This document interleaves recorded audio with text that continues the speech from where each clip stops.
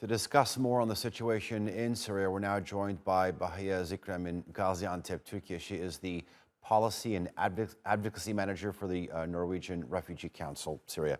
Good to have you on the show. This was a country that was already grappling with so many hardships. I mean, even before this earthquake, it is almost as if we're seeing insult added to injury.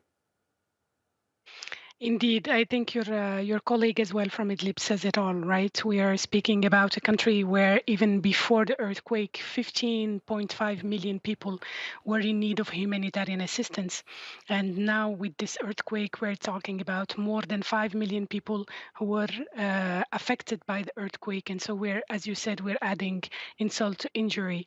One of the things that struck me in the past days is that when the second earthquake happened 2 days ago, we were receiving messages of people who jumped out of the second or third floor of their buildings out of fear, just because they didn't want to live again what they have been experiencing a week ago. So the level of despair, the level of trauma among the communities and the populations in northwest Syria is absolutely devastating.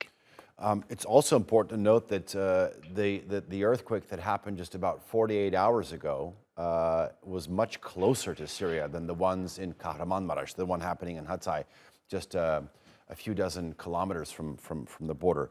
Noor in his report said that the housing is simply not enough. We know that humanitarian aid is flowing, and I want to ask you about that in just a bit. But talk to us about what your people are seeing in terms of what the most immediate needs are. So, what our colleagues are seeing is mostly people living in shelters, in mosques for days and days, and even those who were in those shelters and those mosques are now afraid to go back to those collective shelters and mosques since the second earthquake. Because, as your colleague was saying, a lot of people are trying to just get a tent and stay outside because they think it's safer than being inside.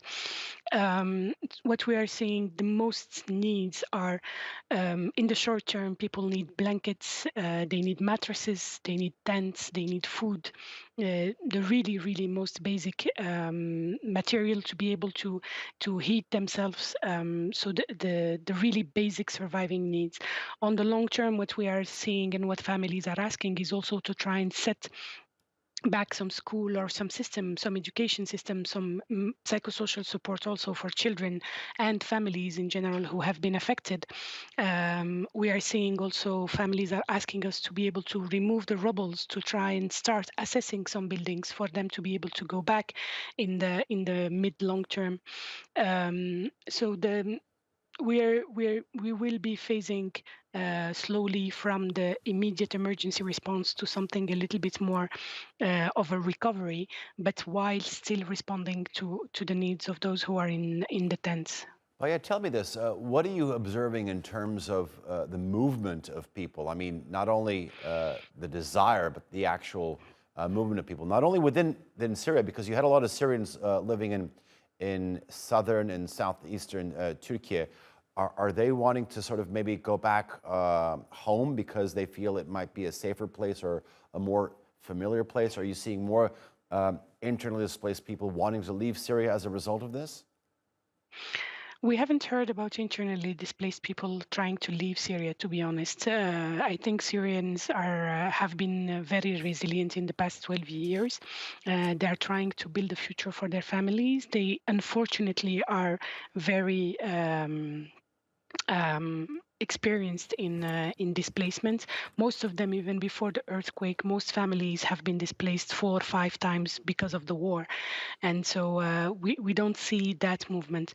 About families, Syrian families in Turkey that might be trying to go back. I think the question is more families trying to go back to bury their loved ones or to look for their loved ones. So this is what we are seeing, but those movements are, for now, still limited. Okay. Bahia Zrikem, thank you very much for joining us here on our Thank you. continuing coverage. Thank you.